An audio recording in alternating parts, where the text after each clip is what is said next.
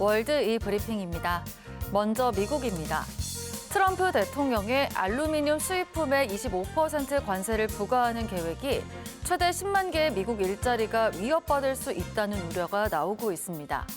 미국 최대 알루미늄 제조업체 중 하나인 알코아의 CEO는 이번 관세로 미국 알루미늄 산업의 일자리 약 2만 개가 사라질 것이라고 말했는데요. 간접적으로 영향을 받는 일자리까지 합하면 총 8만 개가 추가로 사라질 가능성이 있다고 덧붙였습니다. 알루미늄 관세는 미국 제조업을 강화하려는 트럼프 대통령의 전략이지만 글로벌 무역 전쟁을 일으킬 위험도 있는데요.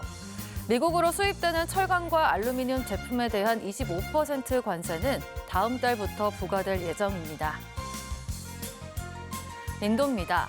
세계 최대 인구 대국 인도가 태양광 산업 발전을 위해 10억 달러 규모의 보조금 정책을 추진하고 있습니다. 블룸버그 통신에 따르면 인도는 태양광 웨이퍼와 인곳 제조업체에 보조금을 지원하는 방안을 검토 중인데요. 인도는 태양광 모듈 등에선 국내 산업을 키웠지만 웨이퍼와 인곳 등은 중국 수입품에 의존해 왔습니다. 인도는 국가 에너지 안보 차원에서 중국 의존도를 줄이기 위해 보조금을 통한 생산 업체 키우기에 나선다는 계획인데요. 정부 보조금은 웨이퍼와 인곳 제조에 들어가는 높은 비용을 낮추는데 도움이 될 것으로 보입니다. 다만 인도가 아직은 초정밀 소재를 생산할 능력이 없어 폴리실리콘에서는 여전히 중국에 의존할 것으로 보인다고 블룸버그 통신은 내다봤습니다. 독일입니다.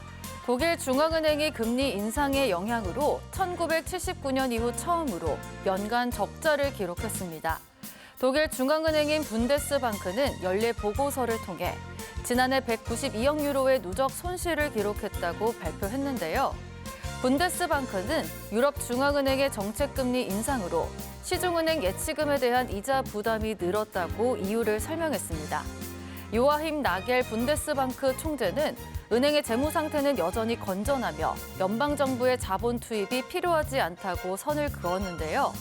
하지만 이번 적자는 독일 경제가 전반적으로 어려움을 겪고 있다는 신호로 독일 정부는 2025년 경제 성장률 전망치를 기존 1.1%에서 0.3%로 대폭 하향 조정했습니다. 끝으로 중국입니다. 중국이 세계에서 가장 크고 강력한 메탄올 이중 연료 엔진을 공개했습니다. 세계 최대 조선그룹 중 하나인 중국 북영조선공사는 최대 설계 출력 64,500kW의 메탄올과 디젤을 동시에 사용하는 엔진을 개발했는데요. 이 엔진은 전체 출력의 95%를 메탄올 연료가 디젤 연료를 대체해 이산화탄소 배출을 7.5% 이상 줄일 수 있습니다. 탄소 배출 저감과 에너지 절약 효과가 기대되면서 관련 시장의 수요도 지속적으로 증가할 전망인데요.